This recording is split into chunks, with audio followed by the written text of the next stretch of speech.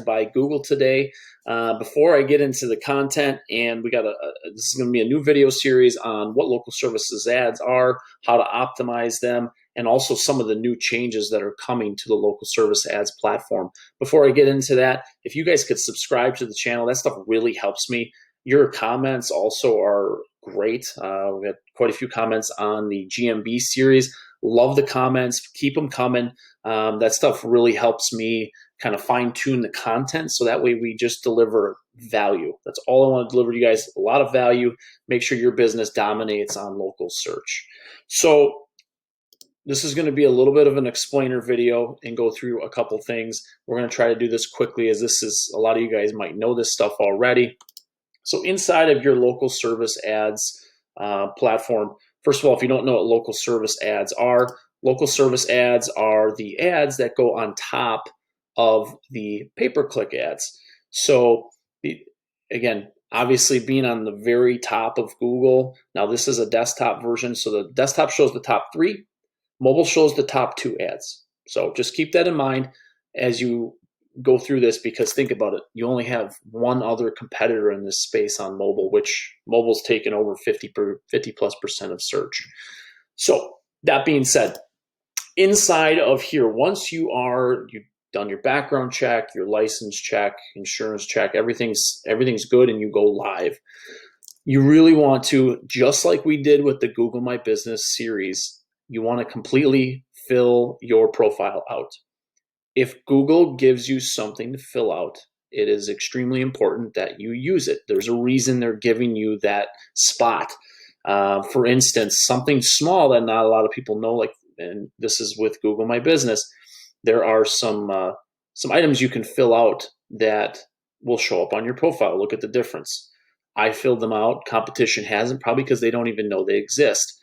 And it shows up on the profile here. So someone looking for on-site services or online estimates, we can do that. Competition, they don't know that they can do it, especially during COVID. I know a lot of this stuff has changed, so just keep that in mind. That being said, so let's go into our profile. There's a lot that you can update here. So before COVID, which I know it's hard to believe that was a before COVID. It feels like this has been the longest year ever. You can choose up to 6 options in here.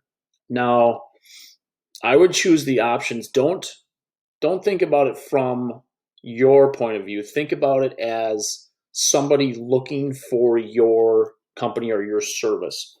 Find something that you think is going to help them call you. Guaranteed repairs, on-time guarantee, things like that that really matter to a homeowner or a business that, don't necessarily, it's not something that you would probably pick, because, you might be excited that you're 14 years in business, but that doesn't really matter to your customer.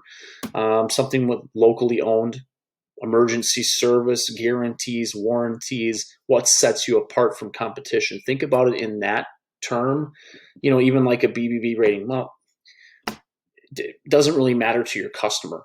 What are you going to be able to do for your customer, and why should they call you?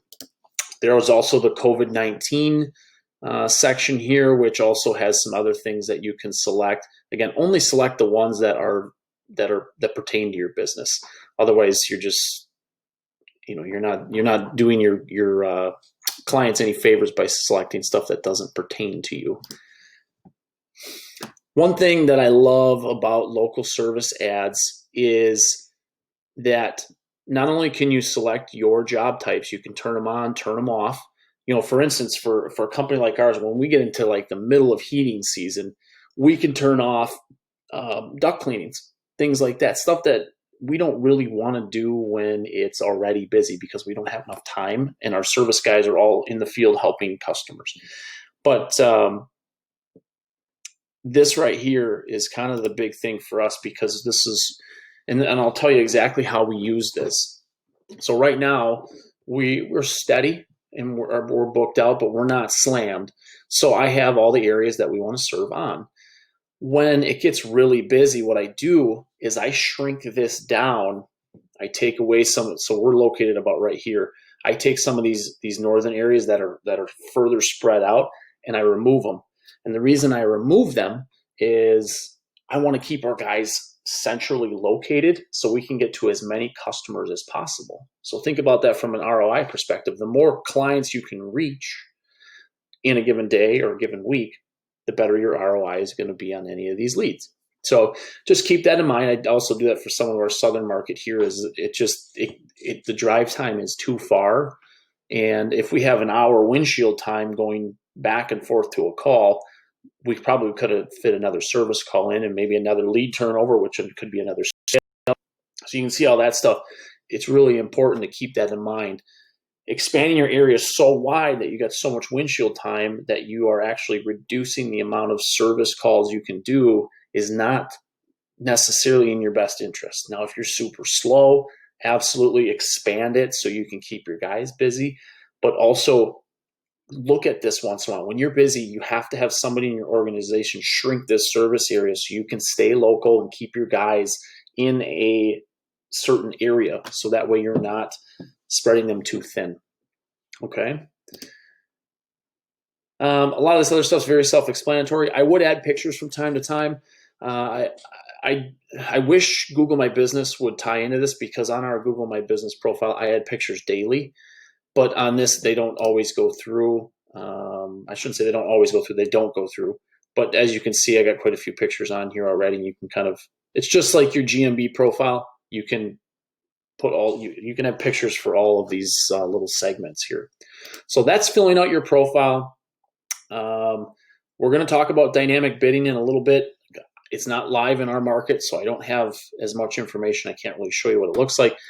But we're also going to talk about message leads. This is new, and we just started getting leads this way. However, these are the most important things for you to fill out in your profile.